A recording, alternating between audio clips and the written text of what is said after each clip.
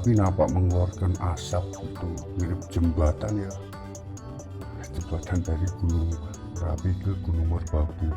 Itu ada di timur, sebelah timur desaku, atau di sebelah timur wilayah Magelang.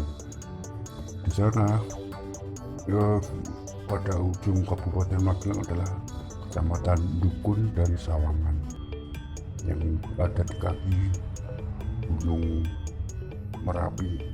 Lalu di sebelah tenggara dari kaki Gunung Merapi adalah Kecamatan Serumbung. Nah, di sana banyak situs cagar budaya. Salah satunya adalah di Dukun, yang tepatnya di Dusun Kajangkoso. Di sana ada bangunan candi yang berukuran lebih besar, 2 kali lipat dari Candi Borobudur yang konon terpendam. Itu kata para ahli sejarah. Saya dan geologi saya sendiri cuma amatir wong desa, jadi nggak begitu memahami.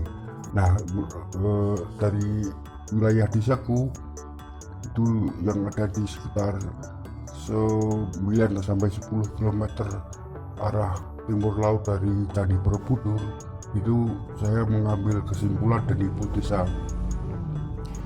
Saya lebih mempercayai teori dari Van Eck, yaitu Merapi pernah meledak dahsyat pada tahun 1006. Itu dalam bahasa tanah Jawa disebut sebagai praloyo atau musibah besar. Nah, konon batu sebesar kebu terbang dan sebagainya.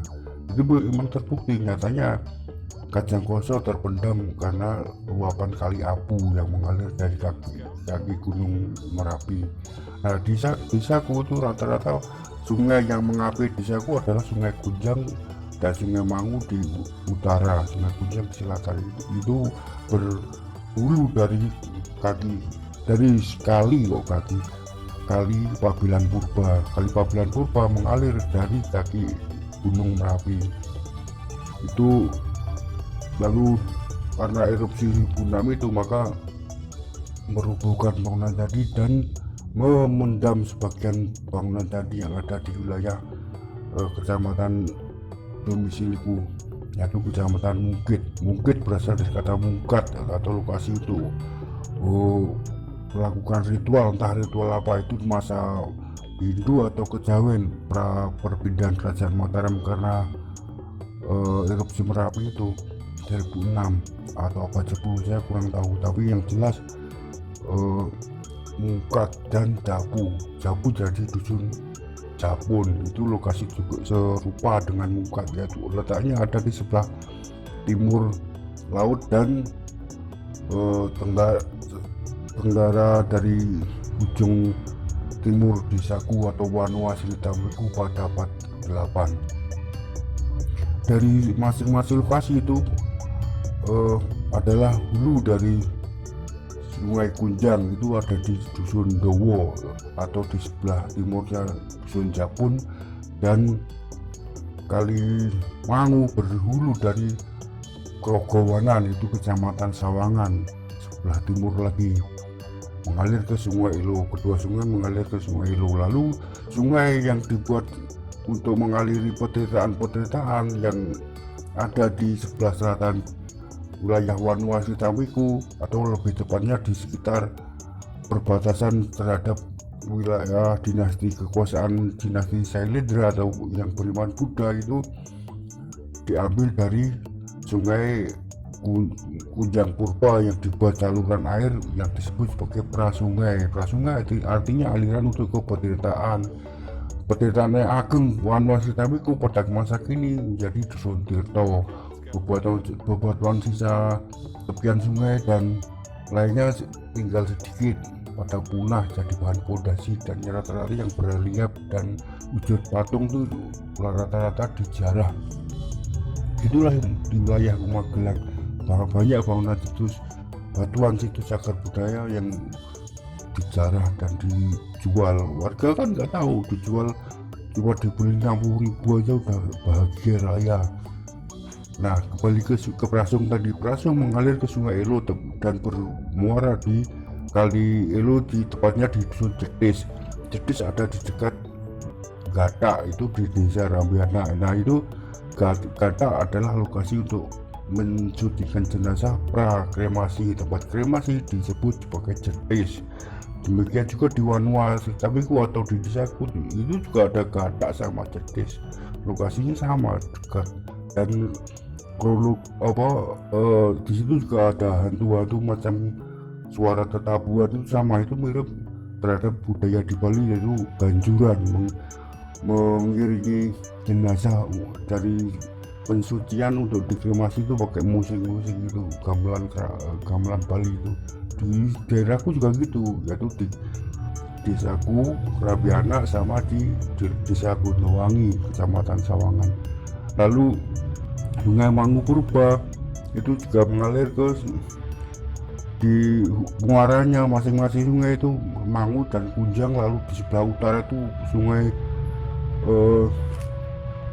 Sungai Gono, itu juga lokasi muaranya sama, disebut sebagai ketekan. Ketek itu monyet, jadi lokasi hunian monyet atau apa nggak tahu, tapi entah kenapa di tiap muara sungai itu disebut sebagai ketekan.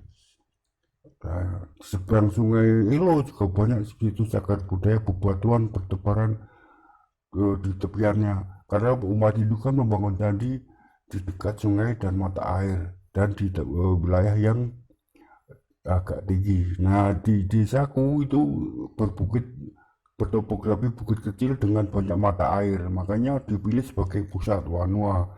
Lalu yang tidak punya mata air tuh makanya dibuatkan prasungai tadi itu, atau sekarang warga menyebutnya Kali Prasung. Lalu di sebelah utara itu ada Wanua Senden. Senden juga topografinya sama terhadap desaku, itu berbukit kecil dan memiliki banyak mata air. Makanya kemungkinan pada abad 8 merupakan Wanua sebelah, pusat Wanua sebelah. Pusat itu ekonominya disebut sebagai Pancawanua, yaitu 5 desa digabungkan menjadi satu, dan pusatnya itu lokasi pasar.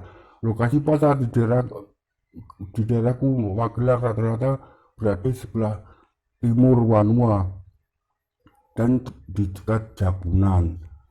Di sebelah timur desaku ada Jabun, sedangkan di sebelah timur Wanua Senden itu juga ada Jabunan, sekarang masuk wilayah Kecamatan Sawangan. Di sebelah barat, seberang barat Sungai Elo juga ada Jabunan, di sana juga ada pasar. Jadi pada abad ke-8 itu jelas banget, kita belajar sejarah dan peradaban Jawa itu sebenarnya bisa mudah kita pelajari dengan banyak belusuan dan mempelajari karakter, lokasi dan sebagainya. Pohon bambu yang rata-rata dibakar luar halaman tadi, makanya desaku banyak pohon bambu. Lalu mata air, sendang dan sebagainya. Lalu nama-nama wilayah itu juga di lelahnya itu kok sama, Santan, Jabunan, Mungkit itu sama. Di sebelah perang barat Sungai Elo juga ada Mungkitan, Santan sama Jabunan. Itulah rata-rata. Jadi erupsi Merapi itu merubah peradaban Jawa kuno, itu peradaban Mataram kuno, karena berpindah ke Jombang, Jawa Timur. Lalu pada masa peradaban kerajaan Mataram Islam itu sudah berubah iman, maka bangunan candi reruntuhannya itu karena erupsi Merapi tadi itu diubah menjadi bangunan masjid, kuburan, dan yang lainnya jadi bahan pondasi rumah warga dan mayoritas bicara. Itulah yang terjadi realita dari pengalaman belusuanku sejak 2016. Itu wae bertubi-tubi aku ngomongin salam budaya.